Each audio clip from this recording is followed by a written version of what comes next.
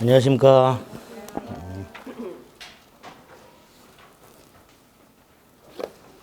149페이지 부관할 차례입니다. 부관은 내용이 좀 어렵습니다. 이해하기가 좀 어려워요. 그래서 뭐 이해하려고 노력은 하시되 이해가 안 되는 부분들은 뭐 굳이 이해하려고 노력하지 마시고 오늘 체크해드린 조문이 있어요. 그 조문을 암기할 생각하십니다. 암기. 부관은 조문 출제가 80% 정도 됩니다. 조문만 물어보는 경우가 대부분입니다. 그다음에 이제 판례가 가끔 나오긴 하는데 어려워요, 판례가. 그래서 판례는 오늘 다 안 하고 기본이 되는 것만 몇 개만 할 거예요. 조문 암기가 우선이라는 거 미리 말씀드리겠습니다. 민법 총칙을 보고 있죠. 법률 행위의 유효 요건에 관한 거라 그랬어요. 그래서 일반적 유효 요건 2개 봤죠. 목적의 확정 가능, 적법 사유 타당성. 그다음에 의사 표시가 일치하고 하자가 없을 것. 특별 유효 요건으로 대리권, 대리 행위, 복대리, 무권 대리 이런 거죠. 그런 유효 요건을 갖추지 못하면 무효 또는 취소할 수 있다. 여기까지 지난주에 했습니다. 자, 마지막으로 법률 행위가 유효 요건을 갖추게 되면 효력이 생기는 거죠. 권리와 의무가 생겨요. 그런데 이 법률 행위의 효력의 발생이나 소멸이 이 부관이라는 놈에 의해서 좌우되는 경우가 생겨요. 부관이란 건 법률 행위에 부가한 약관의 줄임말인데 이 부관이란 놈에 의하여 효력이 발생하거나 소멸하게 됩니다. 부관 때문에. 자, 이 부관이 어떤 것인지 뜻을 먼저 생각을 해봅니다. 갑이 을에게 32회 시험에 합격을 하면 중개사 자동차를 사주겠다. 요렇게 약속을 합니다. 자동차를 사준다는 건 증여계약을 말합니다. 그런데 을은 자동차에 대한 권리가 지금 없어요. 시험에 합격을 해야 자동차에 대한 권리가 생겨요. 그렇죠? 다시 말해서 을이 30회 시험에 합격을 해야 갑과 을 사이의 자동차 증여계약이라는 법률행위의 효력이 발생을 하게 됩니다. 갑과 을 사이의 자동차 증여계약이라는 법률행위가 을의 시험 합격 여부에 달려있다 이런 뜻이에요. 그 효력 여부가.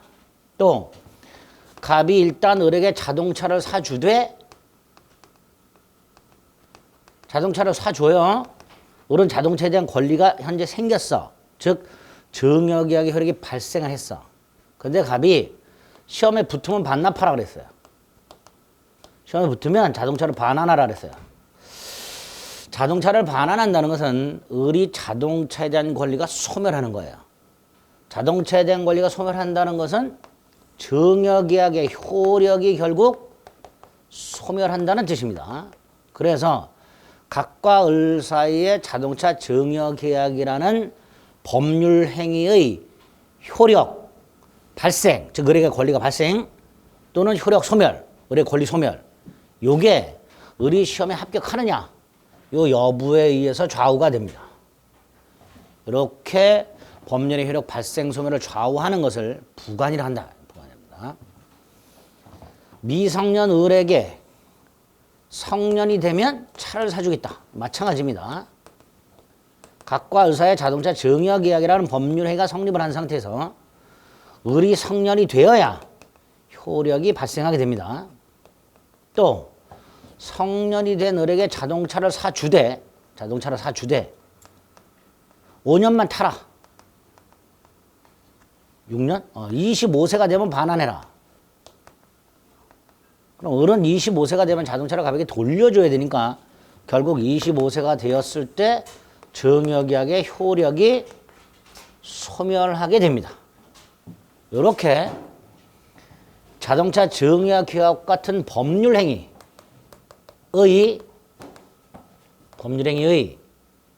효력 발생이나 소멸을 좌우하는 갑 당사자죠. 당사자가 부과한 계약 당사자가 부과한 장래 발생 사실. 요걸 부관이라 한다. 요거를 부관이라 한다.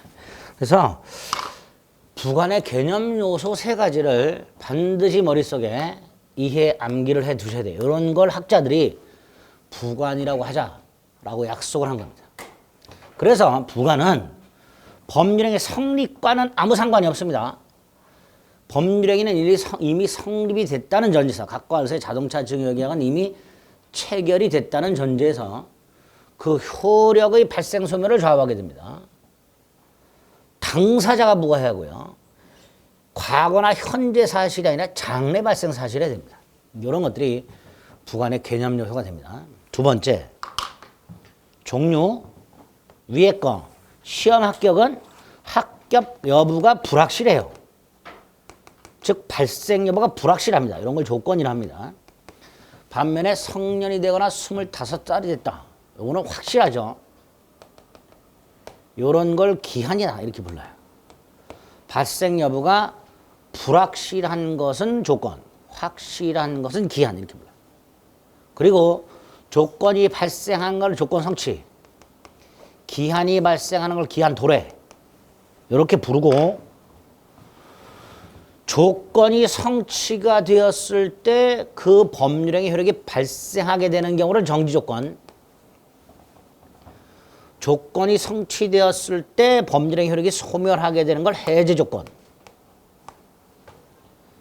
기한이 도래했을 때 법률행위 효력이 발생하는 것을 시기, 기한이 도래했을 때 법률행위 효력이 소멸하게 되는 경우를 종기 이렇게 부릅니다. 일단 좀 부관의 뜻하고요. 이 유형을 명확하게 이해 암기를 해 두셔야 돼요. 이런 걸 부관이라 한다. 그리고 조건과 기한을 하나하나 보면 됩니다. 조건, 법률행위 효력 발생 또는 소멸을 좌우할 목적으로 당사자가 부과한 장래 발생 여부가 불확실한 사실. 이게 조건이 되겠죠. 그죠? 장래 발생 여부가 불확실한 사실. 종류는 정지 조건이 있었고 해제 조건이 있었는데요. 뭐 이거 한자 가지고 뜻을 자꾸 이해하시려고 하는데 그러지 마시고 그냥 개념상 기억하시면 돼요. 정지 조건이란 그 조건이 성취가 되면 법률행위가 발생하는 경우 이렇게 돼요. 해제 조건은 반대로 소멸하는 경우 이렇게 되겠죠. 여기 판례 기본이 되는 거 하나씩 기억합니다. 동산 소유권 유보부 매매하고 동산을 할부 매매합니다. 할부 매매를 하되 할부금을 완납하기 전에는 소유권을 매도인이 가지고 있다가 할부금을 완납을 하면, 대금을 완납을 하면 소유권이 이전이 됩니다. 매수인에게. 그러니까 대금을 다 내기 전까지는 매도인이 소유권을 유보해서 가지고 있다가 대금을 완납하면 소유권이 매수인에게 이전되는 효력이 발생을 해요. 대금을 완납하면 효력이 발생하니까 대금 완납이 무슨 조건? 정지 조건이에요. 정지 조건이에요. 홈쇼핑 같은 데서 안마기를 36개월 렌탈을 하죠. 다달이 렌탈비를 줍니다. 렌탈 기간이 끝나면 소유권을 넘겨줘요. 그러니까 이 안마기 렌탈은요, 렌탈에 탈을 쓴 할부 매매입니다.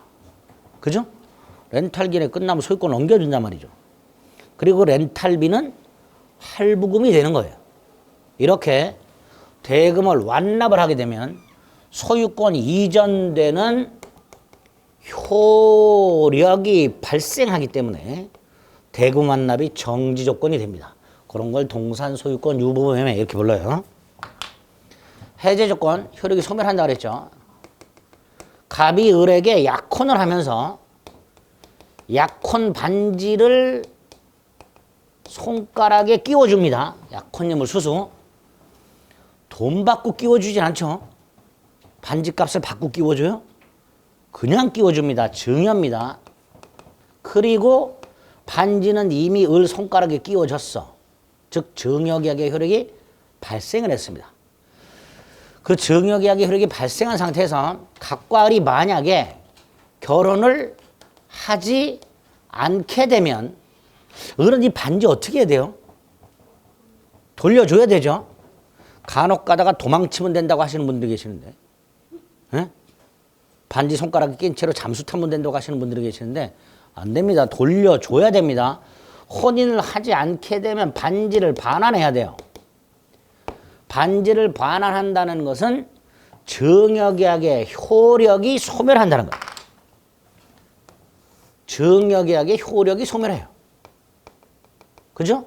을은 반지에 대한 권리가 소멸하니까 결국 약혼예물서서는 혼인을 하지 않게 되는 것, 이게 무슨 조건이 되는 거예요? 해제 조건이 되죠. 그래서 약혼예물서서는 혼인의 불성립을 해제 조건으로 하는 증여 이렇게 됩니다. 이렇게 정지 조건과 해제 조건을 판례 가지고 이해하시고 판례를 암기하셔야 됩니다. 둘 다 출제가 된 판례들이에요. 세 번째, 조건과 같은 부관은 법률행위 갖다 붙여요. 그런데 모든 법률행위에 다 부관을 붙일 수 있는 것은 아니고요. 부관을 붙일 수 없는 법률행위가 있습니다. 조건을 붙일 수 없는 법률행위. 요거를 조건에 친하지 않은 법률행위 이렇게 불러요. 자, 예외가 시험 문제에 나오는데요. 예외는 조금 이해하기 어려우니까 원칙만 일단 기억해야 됩니다. 원칙. 결혼과 같은 가족법상 행위. 결혼하면서 조건 따위 붙이면 안 됩니다. 결혼은 둘이 좋아가지고 하는 거지. 거기에 조건 따위 붙이면 안 된다 이런 뜻이에요. 가족법상 행위. 취소와 같은 단독행위. 엄을 발행하거나 수표를 발행하는 엄수표 행위. 이놈들은 법률 행위이긴 하지만 원칙적으로 조건을 붙일 수 없다 이렇게 얘기합니다. 근데 나중에 예외를 볼 거예요. 예외는 나중에 보고 일단 조건을 붙일 수 없는 행위, 가족법상 행위, 단독행위, 엄수표 행위, 가단어수 외웁니다. 자, 네 번째, 조건에 탈을 썼지만 조건이 아닌 놈들이 가장 조건이죠. 가짜 조건이죠. 여기 조문이 151조가 나옵니다. 151조. 1항이 있고 2항이 있고 3항이 있는데요. 1항은 조건이 선량한 풍속 기타 사회 질서에 위반을 해. 즉 불법 조건이 붙어요. 법률 행위 자체는 불법이 아니야. 법률 행위는 예를 들어서 증여야. 그런데 증여 자체는 불법이 아닙니다. 그런데 여기에다가 반사회 질서적인 조건이 붙어 있어. 이렇게 불법 조건이 붙어 있는 법률 행위의 경우에 151조 1항에 의하면 이런 생각을 하겠죠. 요것만 무효냐 전체가 무효냐. 우리 근데 일부 무효에서 봤죠. 원칙이 뭐라고? 전체가 무효입니다. 여기도 그렇게 돼 있어요. 조건 자체가 반사회 질서적이라면 조건만 무효가 되는 게 아니라 법률행위 전체가 무효 이렇게 됐어요. 뻑하면 조건만 분리하여 무효할 수 있다 이렇게 나옵니다. 그럼 틀려요. 법에서 전체가 무효다 이렇게 했어요. 법률행위 전체가. 그리고 대표적인 판례를 하나 또 여기 기억하셔야 됩니다. 갑이 을과 부첩관계예요. 부첩관계인데 아파트를 사줘요. 뭐 아파트도 사주고 자동차도 사주고 생활비도 주고 하겠죠. 근데 아파트를 사주면서 갑이 조건을 달았어요. 나를 떠나면 아파트를 반환해라. 이렇게 조건을 붙였어요. 을을 못 떠나게 하려고. 을도 자기 삶을 찾아서 떠날 때가 있어야 될 거 아니에요. 그런데 갑이 조건을 붙여서 나를 떠나면, 즉 부첩관계가 종료가 되면 아파트를 반환해라. 이렇게 조건을 붙였어요. 자, 여기서 아파트를 일단 주면서 증여계약의 효력이 발생. 을이 갑을 떠나게 되면 돌려줘야 되니까 부첩관계의 종료가 무슨 조건이 되는 거예요? 해제 조건. 그런데 부첩관계가 종료되면 반환하라. 이렇게 조건을 붙이면 을의 입장에서는 갑을 떠나고 싶어도 떠날 수가 있다 없다. 못 떠나겠지. 아파트를 돌려줘야 되니까. 그래서 우리 대법원은 이런 걸 개인의 자유를 심하게 제약하는 조건, 불법 조건으로 봅니다. 무슨 조건으로 본다고요? 불법 조건으로 봅니다. 그래서 이렇게 불법 조건이 붙어있는 법률행위는 법률행위 전체가 무효다. 이 조건만 무효가 되는 게 아니라 증여 자체가 무효다. 증여 자체가 무효니까 을은 아파트를 돌려줘야 되는가의 문제가 남죠. 안 돌려줘도 된다. 왜? 불법 원인급여라는 걸 우리가 본 적이 있어요. 그렇죠? 갑은 반사회 질서 행위를 통해서 을에게 아파트를 주었으니까 그게 불법 원인급여가 되는 거예요. 따라서 갑은 을이 설령 떠나더라도 아파트를 돌려달라고 할 수 있다 없다? 없다. 이렇게 결론이 내려지게 됩니다. 어쨌든 부첩관계의 종료를 해제 조건으로 하는 증여는 조건만 무효가 되는 게 아니라 법률행위 자체가 무효가 된다. 잊지 마세요. 잘 나오는 판례 중에 하나입니다. 자, 2항하고 3항은요. 151조 2항하고 3항은요. 그냥 공식입니다. 공식이니까 외우셨다가 나중에 문제를 풀 때 우리 수학 같은 것도 공식 외운 다음에 문제 풀 때 공식 그냥 대입해서 답을 고르죠. 그렇게 골라야 돼. 이해하려고 생각하지 마세요. 151조 2항 3항은. 2항은 조건이 법률행위 당시에 이미 성취된 경우, 이미 기자 이룰 성자 써서 기성조건이라고 합니다. 3항은 조건이 법률행위 당시에 이미 성취할 수 없는 것을 불능조건이라고 합니다. 조건은요, 장래 발생 여부가 불확실한 게 조건이라고 했어요. 그런데 이미 발생을 했거나 발생이 불가능한 것들은 조건이 될 수가 없습니다. 그런데 당사자가 그 사실을 모르고 이미 성취가 됐거나 성취가 불가능하다는 사실을 모르고 이 기성조건이나 불능조건을 정지나 해제 조건으로 부과하는 경우가 있더라. 이렇게 이미 성취된 기성조건이 정조건인 경우, 해제 조건인 경우, 성취가 불가능한 게 정조건이거나 해제 조건인 경우 그 법률행위, 이게 붙어있는 법률행위, 그걸 어떻게 처리할까 하는 규정해 놓은 거예요. 이미 성취된 게 정조건이라면 그 행위는, 그 법률행위는 조건이 없는 행위로서 유효. 이미 성취된 게 해제 조건이면 그 법률행위는 무효. 성취가 불가능한 게 정조건이라면 그 행위는 무효. 성취가 불가능한 게 해제 조건이라면 조건이 없는 행위로 유효. 요렇게 됩니다. 정조건은 효력이 생기는 거라 그랬죠. 그죠? 정조건은 성취가 되면 효력이 생기는 거라 그랬어요. 근데 이미 성취가 됐어. 그러니까 당연히 유효 이렇게 되겠죠. 그죠? 예? 해제 조건은 성취가 되면 무효가 된다 그랬어요. 근데 그게 이미 성취가 됐어요. 그러니까 무효지. 정조건은 성취가 되면 유효가 되는데 그게 불가능해. 그럼 무효지. 해제 조건이 성취가 되면 소멸하는데 무효가 되는데 해제 조건 성취가 불가능해. 그럼 그 행위는 계속해서 유효 이렇게 될 거예요. 근데 시험장에서 이걸 생각해서 풀기가 되게 어려워요. 시간이 오래 걸려. 그래서 공식처럼 암기하자 말이지. 기정조, 기해무, 불정무, 불해조. 외우는 겁니다. 오늘 외우세요. 집에 갈 때까지 외워. 기정조, 기해무, 불정무, 불해조. 암기해야 됩니다. 가장조건 5번째. 조건이 붙어있는 행위의 효력. 당연히 정지조건이든 해지조건이든 조건이 성취가 되기 전과 후가 다르다. 다르죠?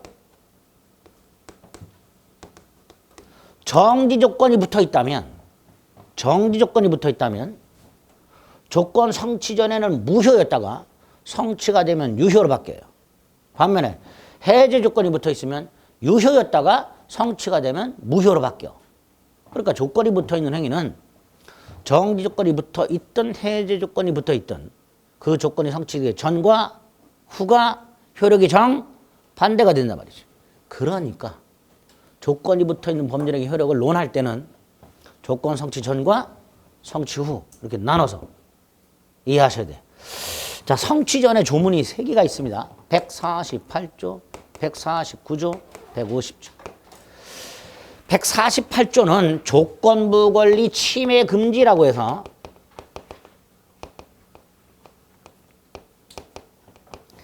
갑이 을에게, 보세요. 갑이 을에게 32회 시험에 합격을 하면 자동차를 하나 사주기로 했어. 합격을 하면. 그러면 을은 자동차를 잔뜩 기대하면서 연락 공부를 하겠죠. 그죠?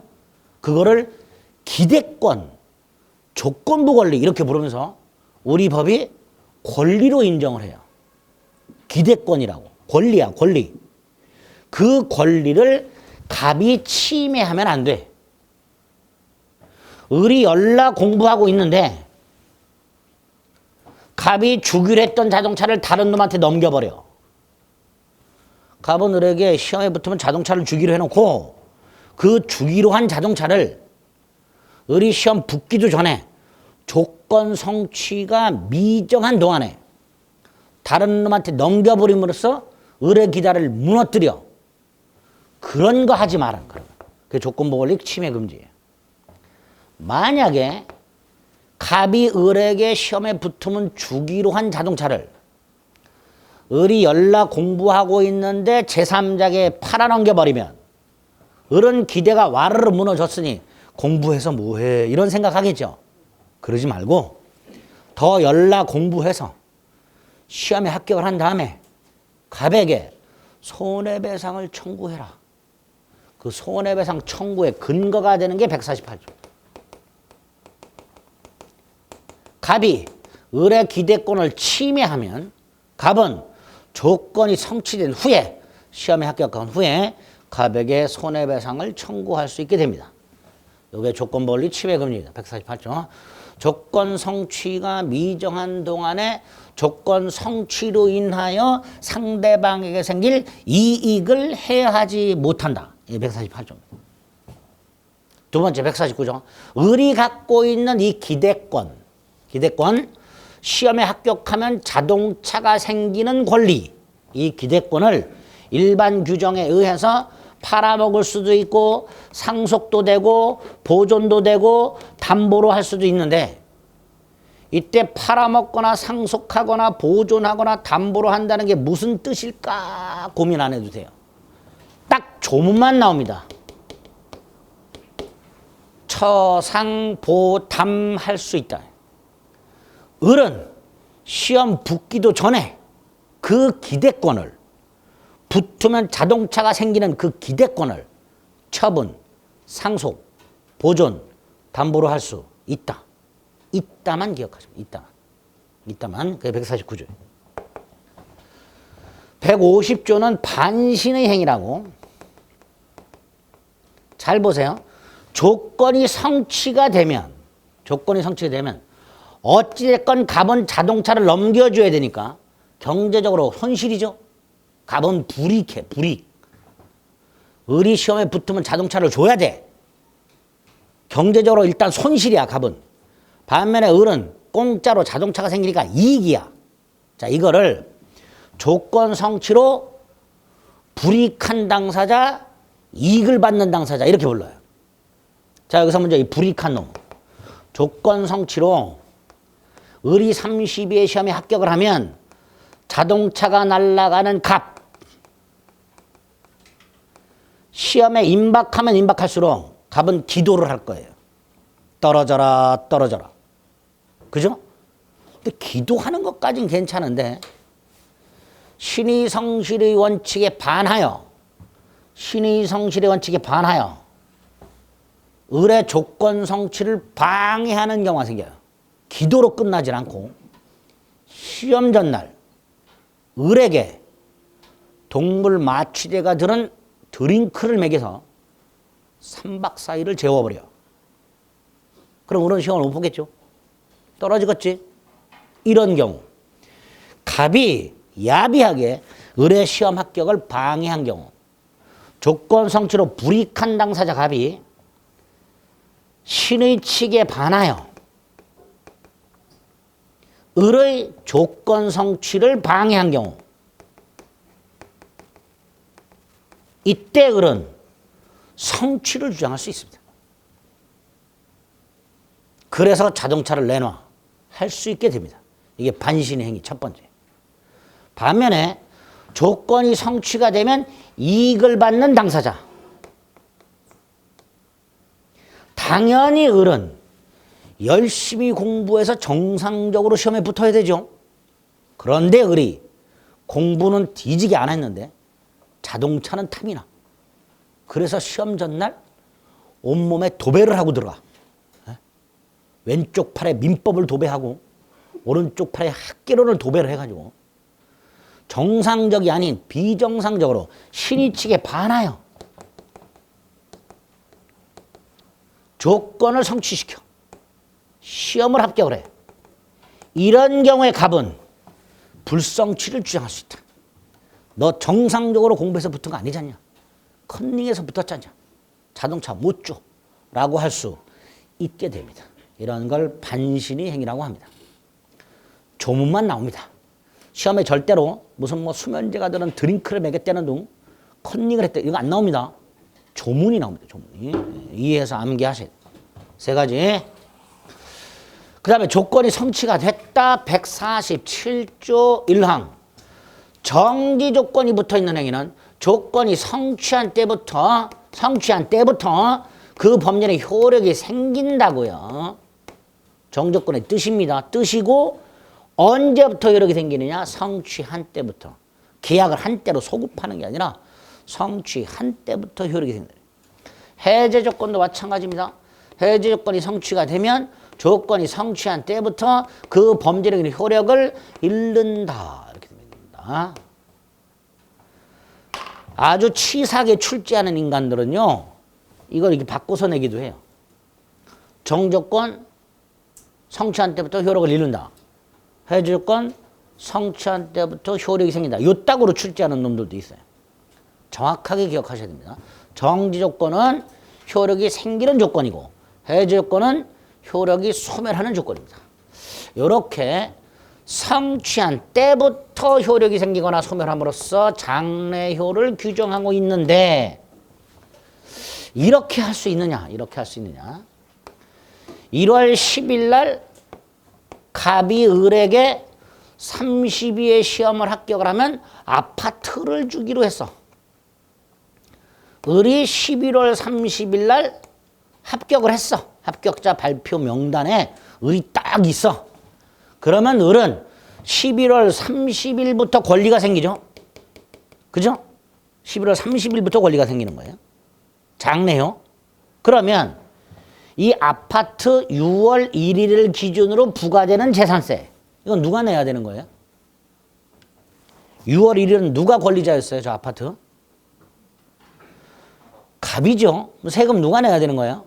갑이 내야 되죠. 그죠? 을은 11월 30일부터 권리가 생기니까 6월 1일을 기준으로 부과된 세금은 당연히 갑이 내야 됩니다. 그런데 갑이 을에게 너 이왕 시험에 합격했고 기분도 좋으니 6월 1일 기준으로 부과된 세금을 을 네가 내라. 그랬더니 을이 내겠대 지가. 이렇게 할 수 있을까 없을까?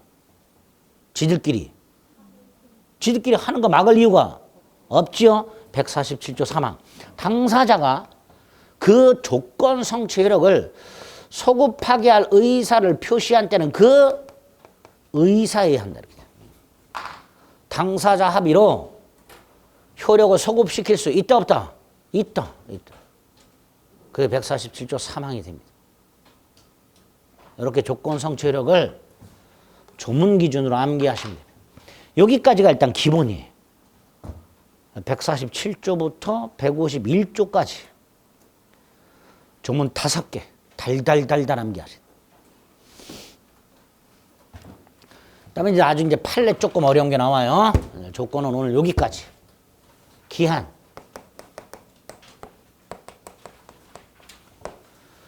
법률행위 효력의 발생 또는 소멸을 좌우할 목적으로 당사자가 부과한 장래 발생 여부가 확실한 사실. 이렇게 확실한 사실. 종료. 시기. 종기가 있었죠. 시기 종기는 우리가 잘 아는 거예요. 임대차 계약을 해. 임대차 계약. 기간을 정해. 3월 1일부터 12월 31일까지. 3월 1일이 시기, 12월 31일이 종기. 이렇게 되겠죠. 근데 임대차 계약을 할 때 이렇게 한 경우도 있었어요. 임대차 기간은 3월 1일부터 임대인이 죽을 때까지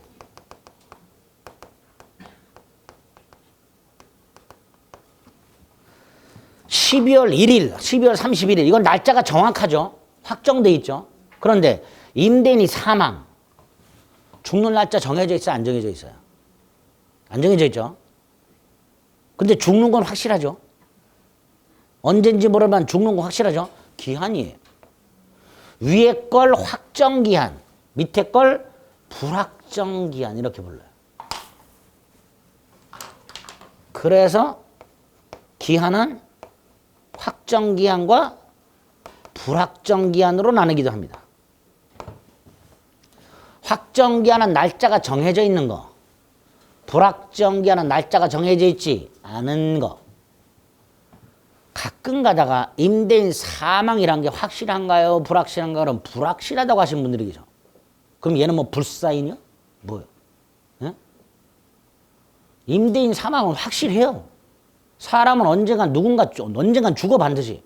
기한이야. 다만 날짜가 안 정해져 있을 뿐이에요. 그런 걸 불확정 기한이라고 합니다. 이렇게 기한은 나눠질 수 있습니다. 세 번째, 기한을 붙일 수 없는 행위. 나중에 합니다. 네 번째, 기한부 행위의 효력. 기한이 붙어있는 행위의 효력. 역시 기한도래 전과 기한도래 후로 나누어서 기한도래 전에는 148조와 149조를 준용하고 있다. 갑이 을에게 성년이 되면 자동차를 주기로 했다. 을은 자동차를 기대하면서 무럭무럭 잘하고 있다. 그게 기대권이야. 그걸 갑이 침해하면 안 되고, 두 번째, 을은 그 권리를, 기대권을 처분상속 보존 담보로 할 수 있다. 두 가지 조문 148조와 149조를 준용하도록 하고 있고, 154조에서 그 다음에 기한도래 후 152조 1항 2항 시기가 있는 법률행위는 그 기한이 도래한 때부터 효력이 생기고, 종기가 있는 법률행위는 그 종기가 도래한 때부터 효력을 잃는다. 그런데 기한은 이걸로 끝. 조건 같은 규정이 없다. 당사자 합의로 소급표를 인정하는 규정이 없다. 152조를 아무리 눈을 씻고 찾아봐도 147조 3항 같은 조문이 없다. 그래서 기한은 무조건 장래여고 절대로 소급표를 인정할 수 없다. 이렇게. 절대로 기한도래 효과는 장래효만 있고 소급표를 인정하지 않습니다. 다섯 번째, 기한의 이익이라는 게 있어요. 기한의 이익은 시기나 종기가 도래하지 않고 있는 상태에서 당사자가 현재 누리고 있는 이익, 이걸 기한의 이익이라 하는데요. 주로 종기가 도래하지 않고 있다. 여러분은 학원과 계약을 하셨고 아직 종기 도래하지 않았죠? 그죠? 그래서 강의를 들을 수 있는 이익을 누리고 계세요. 그게 기한의 이익. 통신사와 2년 약정하셨죠? 종기 도래하지 않았지? 다달이 통신요금을 할인받는 이익. 자동차를 48개월 할부로 샀다? 아직 48개월이 안 됐다? 다달이 할부금만 납부하면 원금을 한꺼번에 납부하지 않아도 되는 이익. 그죠? 그런 것들을 다 기한의 이익이라고 하게 됩니다. 자, 이 기한의 이익에 대해서는 좀 내용이 복잡한데 조문만 오늘 암기 하나 하죠. 153조. 1항. 기한의 이익이 채무자에게 있는지 채권자에게 있는지 요거 문제. 요거는 나중에 소송과 관련해서 다시 한번 설명을 드릴 거니까 좀만 암기하자. 기한의 이익은 채, 무, 자를 위한 걸로 추, 정, 한, 다 이렇게 놨어요. 기한의 이익은 무슨 의미인지 몰라셔도 됩니다. 지금 무슨 의미인지 요렇게 출제가 됩니다. 채권자 이익을 위한 걸로 추정한다. 이렇게 출제가 된 적이 있고요. 채무자를 위한 것으로 본다. 이렇게 출제가 된 적이 있어요. 둘 다 틀린 거예요. 채무자를 위한 걸로 추정한다. 딱 머리에 박아두는 거. 두 번째가 기한 이익을 포기할 수 있습니다. 아까 여러분들은 학원과 계약을 하셨고 아직 종기가 도래하지 않아서 강의를 듣는 이익을 누리고 계신다 그랬어요. 그게 이익이야. 그런데 중간에 학원을 그만두게 생겼어. 그만둘 수 있죠. 그게 기한이익의 포기예요. 그런데 기한이익을 포기했을 때 상대방에게 손해가 생기는 경우가 있죠.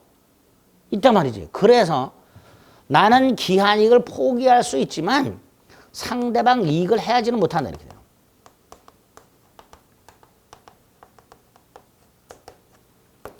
통신사와 2년 약정했습니다. 아직 종기가 도래하지 않았어요. 그죠? 그리고 나는 다달이 통신요금을 할인받고 있어요. 그런데 2년이 되기 전에 통신사를 옮겨. 그러니까 기존 통신사와의 계약에 의한 기한이익을 포기할 수 있어. 그런데 그러면 기존 통신사 손해가 생기죠. 그래서 뭘 내야 돼요? 위약금 주지요. 그게 이거야. 기한이익을 포기할 수 있다. 그러나 상대방 이걸 해야지는 못한다. 따라서 내가 기한이익을 포기함으로써 상대방에게 손해가 생기면 손해를 배상하고 포기할 수 있다. 이렇게 해석이 돼요. 특히 두 번째 거는 상대방 이걸 해야 하는 경우에는 포기할 수 없다라고 출제를 해요. 그럼 틀린 거예요. 상대방 이걸 해야 하는 경우에는 그 상대방의 손해를 배상하고 포기할 수 있다. 이렇게 해석을 하게 됩니다. 153조 1항 2항까지. 그래서 다시 저 147조부터 153조까지 조문 오늘 달달달달 암기합니다. 그러면 부관 문제는 80% 이상이 해결이 됩니다. 149페이지 서설의 부관의 뜻이 있죠. 제2절 조건에 의의가 있습니다. 양가로 1, 양가로 2. 넘깁니다. 양가로 3까지. 조건의 종류에 정지조건과 해지조건이 있는데요. 정조건 개념 기억하시고 아까 말씀했던 동산 소유권 유보부 매매 기억하셔야 됩니다. 정조건, 동산 소유권 유보부 매매. 해제 조건에는 밑에 약혼예물 수수가 나와 있죠. 정지조건과 해제조건 확인하시고 오른쪽 하단에 보면 가장 조건이 나와 있습니다. 가짜 조건을 말하는데요. 한 장을 넘기면 불법 조건, 기성 조건, 불능 조건이 나와 있습니다. 불법 조건은 퍼렇게 되어 있는 것 조건뿐만 아니라 법률이 자체가 무효가 되고 판례도 부첩관계 종료를 해제 조건으로 증여한 경우 조건만 무효가 아니라 증여 자체가 무효. 이렇게 되죠. 기성 151조 2항 조건이 법률의 당시에 이미 성취 기성 이렇게 되죠. 그게 정조건이라면 조건 없는 행위, 그게 해제 조건이라면 무효. 반면 불능 조건이 법률행위 당시에 이미 성취할 수 없는 것, 불능이죠. 불능이 해제면 불해조. 조건 없는 행위. 불능이 정지라면 불정무. 무효. 이렇게 죠. 기정조 기해무. 불정무 불해조. 암기하는 겁니다. 그 다음에 오른쪽에 조건을 붙일 수 없는 행위라고 타이틀만 단독행위 신분행위라고 되어 있는데 가족법상의 행위를 말합니다. 혼인, 이혼, 입양, 파양 이런 거 말합니다. 신분행위는 일본 놈들이 만든 용어예요. 아직도 신분행위라는 용어를 쓰시는 학자들이 있습니다. 토착 외구죠. 써도 되지요. 그죠? 가족행위. 가족법상 행위를 말합니다. 그리고 어무수표행위. 타이틀만 머릿속에 넣습니다. 가단어수. 원칙적으로 조건을 붙일 수 없다. 자, 다음 페이지 반신의 행위가 있습니다. 150조 1항과 2항. 역시 조문만 확인하자. 쭉 내려가면 조건부 행위 효력이라고 148조와 149조가 있다. 148조가 조건부 권리 침해 금지고 149조가 처상보 담보로 할 수 있다. 역시 조문 남기. 거기에다가 오른쪽 동그라미 1번 오른쪽 다섯 번째 줄 침해 금지라고 돼 있죠. 그리고 기억해 보면 만약 그것을 침해하는 경우에는 손해배상 의무가 발생한다. 그거 확인하면 됩니다.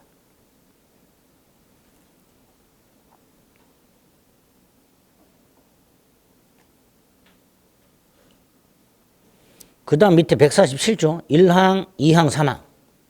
역시 조문 암기. 특히 3항. 당사자가 합의하면 소급표를 인정할 수 있다. 넘깁니다. 예제를 잠깐 봅니다. 1항에 보면 정지조건이라고 되어 있죠. 그죠? 동그라미 1번에 정지조건이라고 되어 있어요. 그러면 정조건은 조건이 성취한 때부터 효력을 잃는다예요? 효력이 생긴다예요? 생긴다죠. 1번 틀렸죠. 2번은 기한은 누굴 위한 것으로? 채무자를 위한 걸로 추정한다 그랬죠. 틀렸죠. 3번은 기한 도래가 미정한 권리 의무, 기대권, 처, 상, 보, 담보로 할 수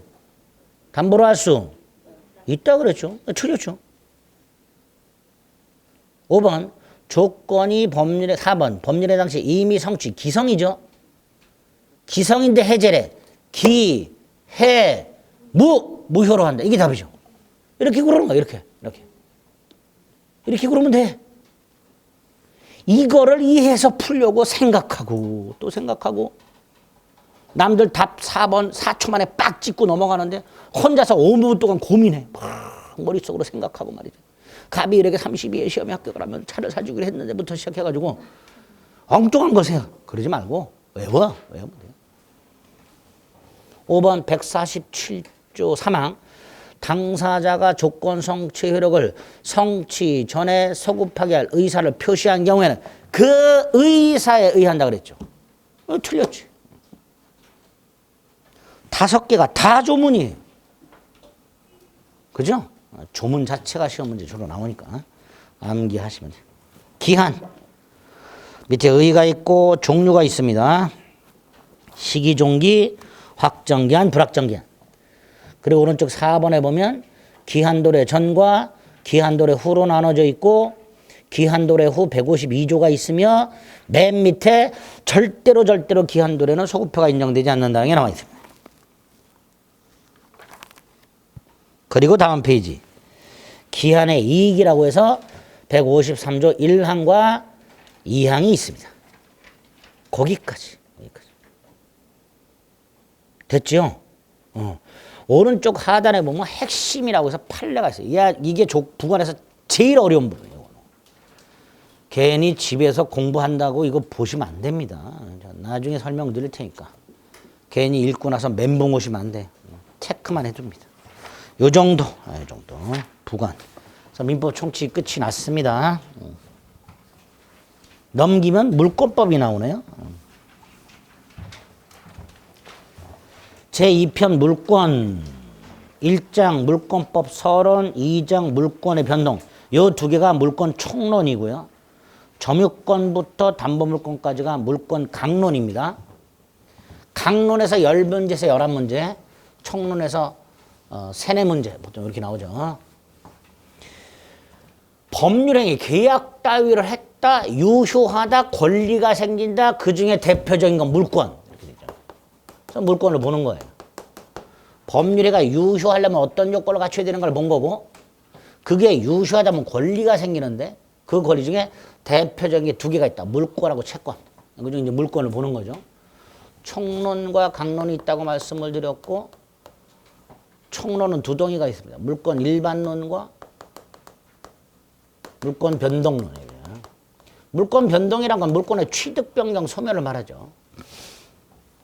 강론에 가면요, 뭐 점유권의 취득, 점유권의 소멸, 지상권의 취득, 지상권의 변동, 지상권의 소멸, 뭐 이런 게 나와요.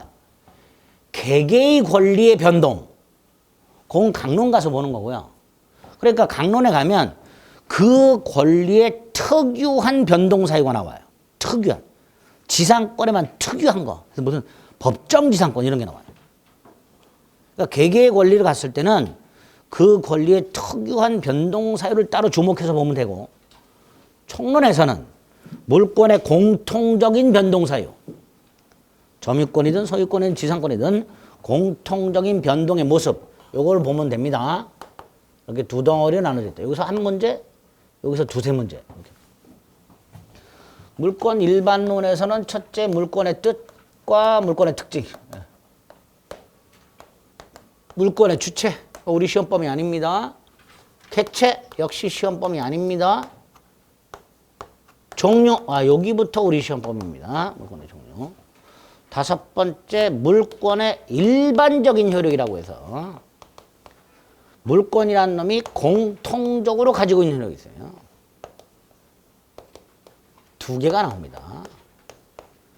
이런 내용으로 구성이 되어 있어요. 그런데 물권의 객체 자체는 우리 시험 범위가 아닌데요. 물권의 객체 자체는 우리 시험 범위가 아닌데 여기에 원칙 하나가 나와요. 일물, 일권주의라고.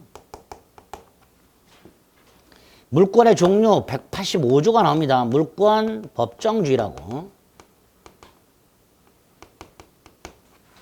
물권의 일반적 효력이라고 두 개가 나옵니다. 우선적 효력이란 거 하고요. 물권적 청권이라고 하고. 그러니까 물권을 공부하기 위해서 기본적으로 알아둬야 될 몇 가지 원칙들을 보게 됩니다. 그 중에서 네 가지. 요게 주로 시험 문제 나오고요. 그 중에 요 놈. 아주 중요하죠. 아주 중요하면서 아주 어렵죠. 자, 물권 일반론은 요 정도로 구성이 돼 있다. 그럼 뜻부터 생각해 보자. 특징도 생각해 보자. 물권이 뭐냐? 물권은 간단하게 물건을 지배하는 권리다. 지배하는 권리. 물건을 지배하는 권리. 자, 이때 이 물건이란 건 조금 이따 할 겁니다. 현재 존재해야 되고 정해져 있어야 되고 어떤 물건인지가 남의 물건의 일부여서는 안 됩니다. 독립한 물건이 돼요. 현존 특정 독립의 물건을 지배하는데 지배라는 것은 사용, 수익, 처분을 말합니다. 지배라는 건. 그래서 물건이라는 건 이렇게 현재 존재하고 특정이 되어 있으며 다른 사람 물건의 일부가 아닌 독립이 되어 있는 물건을 사용, 수익, 처분하는 권리를 물권이라 한다. 여기서 이 사용, 수익, 처분을 세 가지 절대적 지배, 직접적 지배, 독점적 지배 이런 표현을 씁니다. 요 절대적, 직접적, 독점적의 의미가 물권의 특징이 되는 거예요. 그래서 요 세 가지 특징을 이해하기 위해서 채권하고 간단히 구별하시면 돼요. 채권. 채권은 채무자라는 사람에게 채권자가 뭐뭐 하라. 받고 청구하는 권리입니다. 청구. 요거를 급부라고 합니다. 급부. 뭐 하라. 급부라고 해요. 100만 원을 갑에게 빌려준 채권자가 채무자 갑에게 100만 원을 갚아라. 이게 채권이죠. 그죠? 대표적인 채권이에요. 돈 갚아라. 이게 대표적인 채권이 됩니다. 여러분이 이정환이에게 민법을 강의하라. 이런 게 채권이 된 거예요. 사람이 사람에게 하라. 이렇게 청구하는 권리를 채권이랍니다. 물권은 물건을 지배해서 물건에 대한 권리가 대물권이라 하고요. 채권은 사람에게 하라고 청구하니까 대인권. 이렇게 보면 대인권. 사람에 대한 권리, 물건에 대한 권리, 사람에 대한 권리. 이렇게 돼요. 두 번째, 채권은 당연히 채무자에게만 주장할 수 있죠. 여러분은 이정환이에게만 민법 강의하라고 할 수 있습니다. 그죠? 여러분이 돈을 빌려준 사람한테만 갚으라고 할 수 있습니다. 이렇게 특정인에게만 주장할 수 있는 것을 상대적이라고 해요. 뭐라고 한다? 상대적. 그러니까 채권은 특정인이 아닌 다른 사람, 제3자에게 주장할 수 있다 없다? 없지요. 이걸 대항력이 없다 그래요. 특정인에게만 주장합니다. 상대적이라 하고 대항력이 없다라고 해요. 대항력이란 제3자에게도 권리를 행사하는 힘, 제3자에게도 권리를 주장하는 힘, 그걸 대항력이라 하는데 채권은 그런 게 있다 없다? 없죠. 그럼 반면에 물권은 절대적이라 그랬죠. 무슨 뜻이에요? 누구에나 주장할 수 있다. 누구에게도 주장할 수 있다. 이게 내 거다라고 누구에게도 주장할 수 있다. 이게 절대적인 거예요. 그러니까 대항력이 기본적으로 있어 없어? 있지. 예, 대항력이 있지 물권은. 두 번째, 채권은 보세요. 여러분이 이정환이에게 강의하라고 했는데 이정환이가 입을 싹 닫았어. 강의를 안 하고 있어. 그러면 여러분은 만족스러워, 불만족스러워? 불만족스러워요. 그러니까 여러분이 이정환에게 민법을 강의하라는 권리는 이정환이가 그 강의를 해 줘야 만족을 얻어요. 다시 말해서 채권은 만족을 얻으려면 채무자의 협조가 필수적입니다. 이런 걸 간접적이라고 불러요. 뭐라고 한다고요? 간접적. 누군가의 협조가 필수적일 때 간접적이라고 합니다. 반면에 물건은요. 누구의 도움이 필요 있어요 없어요? 내가 내 물건을 사용할 때, 내가 내 물건을 처분할 때 타인의 동의, 타인의 협조 필요 있어요 없어요? 없지. 여러분 책에 밑줄 긋고 계시죠? 그게 직접적이란 말이에요. 그게. 누구의 도움도 필요 없단 말이에요. 세 번째. 물건은 내 물건은 나만 씁니다. 반면에 채권은 비독점적입니다. 이건 당연하죠. 여러분 중에 어느 한 분이 저를 골방으로 끌고 가서 나한테만 독점적으로 강의해라. 이렇게 할 수는 없단 말이죠. 채권은 동일한 내용의 채권이 평등하게 병전이 가능합니다. 비독점적 이렇게 되죠. 반면에 물권은 독점적 이렇게 되죠. 이렇게 물권의 뜻과 물권의 특징을 채권과 비교해서 기억을 하시고 그 다음에 두 가지 물권 관계는 대부분의 법이 강행 규정인 반면에 채권 관계는 대부분의 규정이 임의 규정으로 되어 있고요. 대부분이 전부는 아니고 물권법은 대부분 강행 규정, 채권법은 대부분 임의 규정 이렇게 나눠지고요. 둘 다 재산권입니다. 재산권이란 건 팔아먹을 수 있다라는 거예요. 물권도 재산권이어서 양도성이 있고 채권도 재산권이어서 양도성이 있습니다. 단 이 양도성을 제한할 수 있는가의 문제가 남아요. 물건에 관한 권리를 팔아먹지 못하도록 제한할 수 있는가? 물권은 원칙이 안 됩니다. 채권은 됩니다. 채권은요. 채권자가 채권을 팔아먹으면 채무자 입장에서 채권자가 바뀌어버려요. 그렇죠? 그래서 채무자의 이익을 해할 여지가 있기 때문에 채권 팔아먹는 것은 당사자가 제한을 할 수 있도록 해놨습니다. 그래서 둘 다 재산권으로서 양도성이 있되 물권은 제한을 못하는 게 원칙이고 채권은 제한할 수 있는 게 원칙입니다. 그래서 요거를 물권은 양도성이 본질적이다. 요렇게 말을 하고요. 물권은 양도성이 본질적이다. 제한할 수 없다.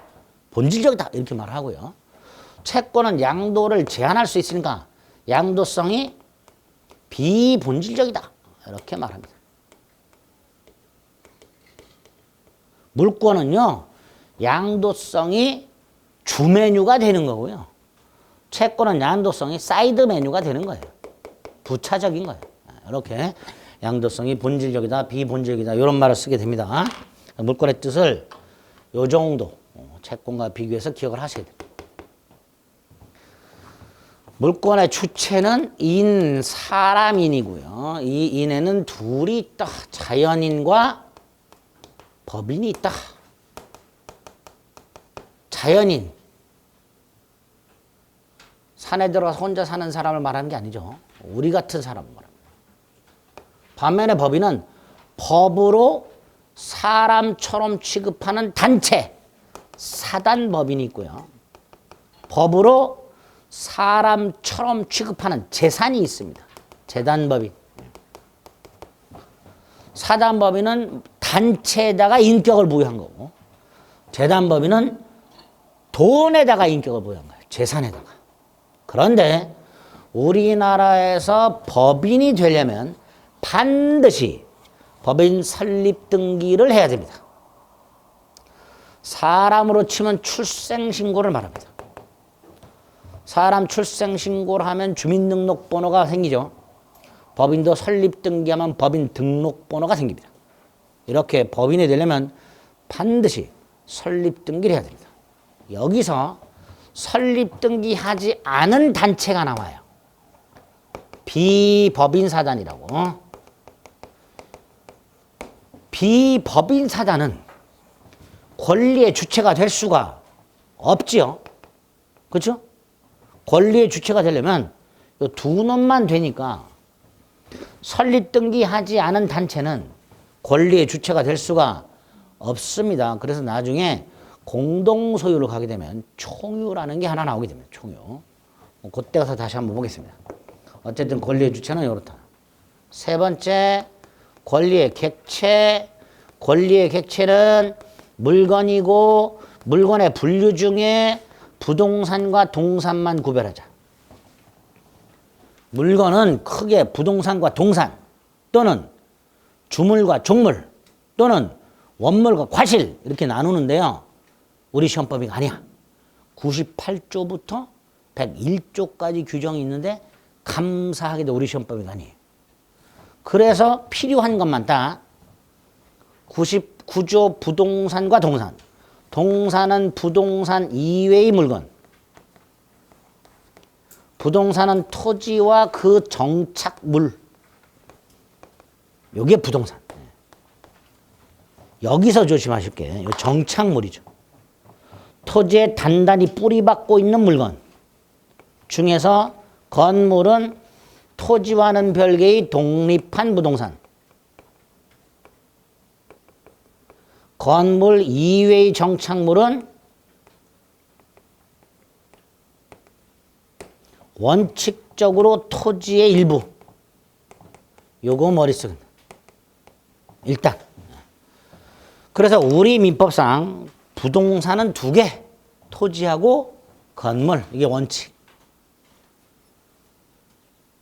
토지하고 건물을 별도의 부동산으로 취급한 나라가 몇 나라 없어요. 그중에 우리나라. 자긍심을 가져도 되죠. 우리나라 유일한 거 좋아하잖아. 어쨌든 토지와 그 정착물이 부동산인데 그중에서 건물 이외의 정착물은 토지의 일부라는 거 생각하셔야 됩니다. 그리고 나서 물권의 객체와 관련하여 일물, 일권주의. 요게 우리 시험에 주로 나온다 그랬어요. 일물, 일권주의는 잠시 쉬었다가 보겠습니다. 한꺼번에 보고 체크해 드리겠습니다.